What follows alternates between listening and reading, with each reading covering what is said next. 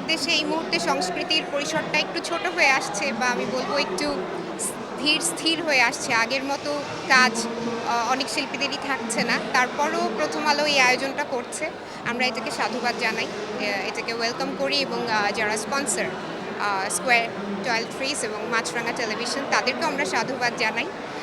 এবং মেরিল তো অবশ্যই, এটা একই সাথে একটা অ্যাওয়ার্ড ফাংশন, আমাদের জন্য একটা মিলন মেলা। তারপর এই আয়োজনের একটা বিশাল অংশ জুড়ে আছে কে কী পরে আসলো, কে কীভাবে সাজবে, যেটা একদমই উৎসবের অনুষঙ্গ।